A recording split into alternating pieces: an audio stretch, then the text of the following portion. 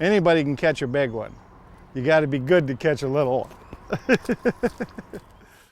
I'm Tom Monsoor. We're here in Crosse, Wisconsin, God's country on the Mississippi River. It's a beautiful day, beautiful river. I'm going to show you my favorite technique for fishing bass, and that's a swimming jig. I don't just swim it though. I hop it, I pitch it, I flip it. One jig will do all that. I mean, if you got one good swimming jig, you can do about anything you need to do. Here's my favorite trailers for these different baits. I always use a grub I've used since day one, 35 at least, maybe 40 years ago. But in the springtime, when it starts off, I used to use a pig a lot, but I've switched over to these Crosse now. These Crosse, they love them. I mean, that's what they eat. They're eating crawfish.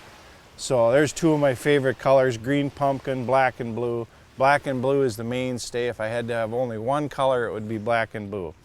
And then after the shad thing gets going, the grub, which works all the time, but you know, springtime, that's still my favorite.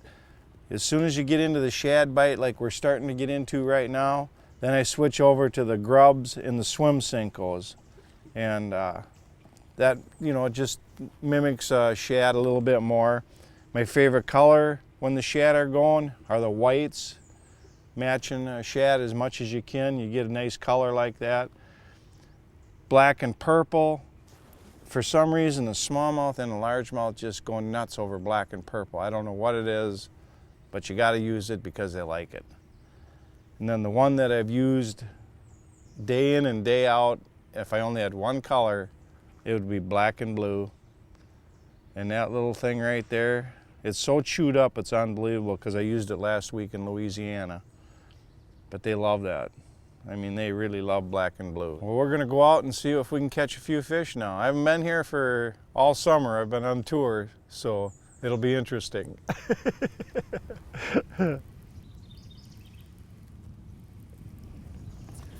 It was an accident. I was going down the bank and like this and pitching, and I started winding it in. This is 40 years ago at least. And a 3-pounder grabbed it. And the light went off. I thought, well, they like it moving like that, so I started swimming it.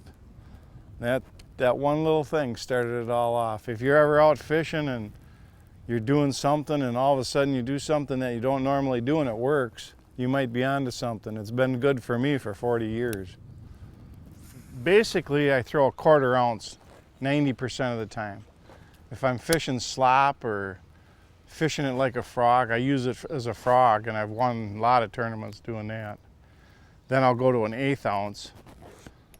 When I get down in spring, early spring, March and April, Lanier, Hartwell, Beaver Lake, I'll go to a 1/2 ounce, and I'll fish it as deep as 30 feet.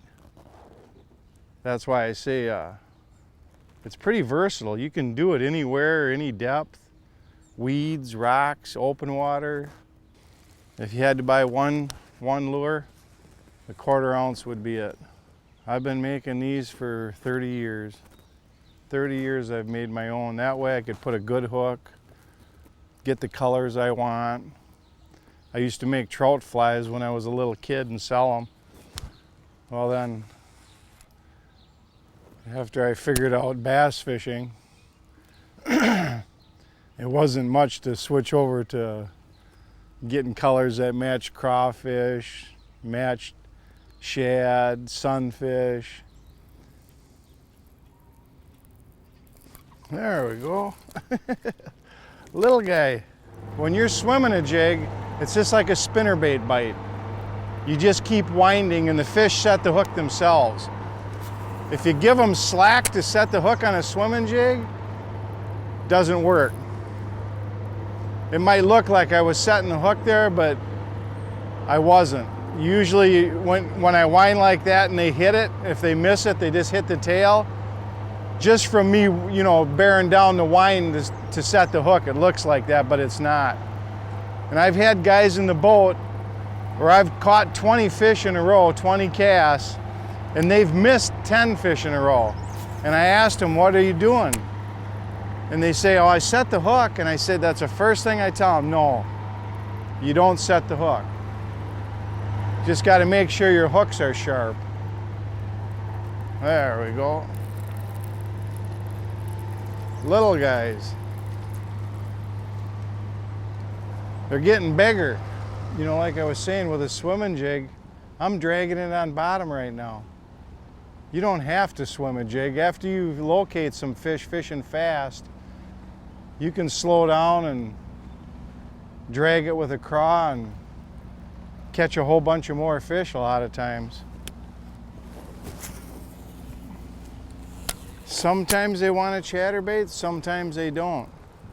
You know, I make chatterbaits with my swimming jigs too, and sometimes ooh, there's a better one.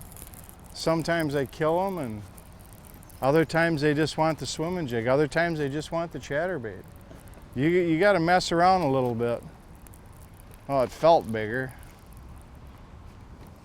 Ain't a lot bigger.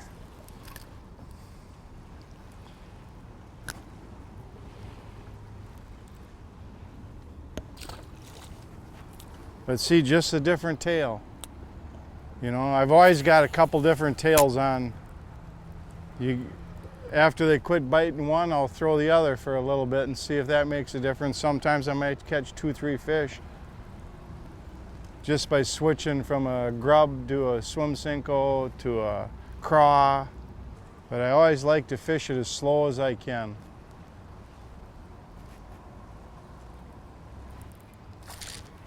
Another small one.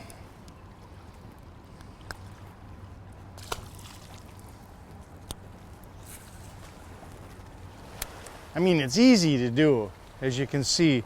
I'm just throwing it out and winding it in. You know, you can, there's another little one. Oh, he got off. I mean, there's, you know, sometimes you can pause it for a second. There's little things you can do, but just throwing it out and winding it in catches fish. I'll take, ooh, there's one. Oh.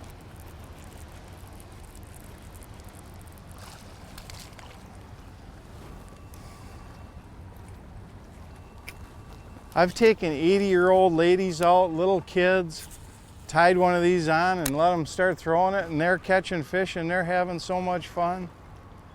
You know, and you can fish it through a lot of weeds and stuff, so it's pretty easy to fish. And the fish like it.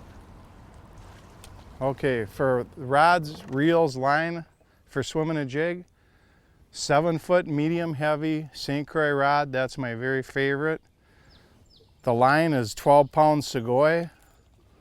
The reels, I'm using a new, I used the old Daiwas, but I've wore them out, so I've switched to Lew's.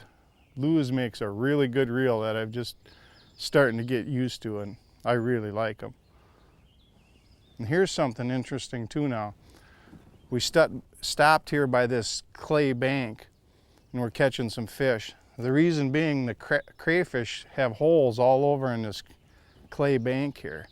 They live along here like that, and that's why a green pumpkin, black and blue jig, swimming jig like this with a black and blue. There's another one.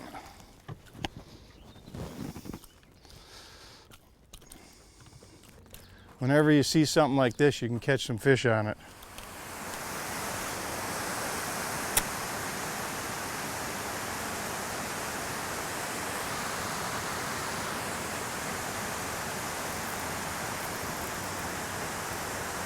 There's a better one.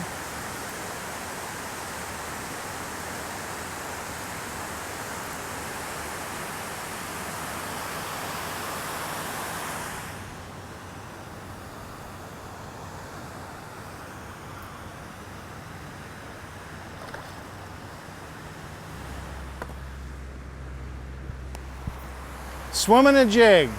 You can throw it on the rocks, wood, weeds, lily pads. Get yourself a little swim Cinco, a curly tail, have some fun. I'm Tom Monsoor, and this is Beyond the Basics.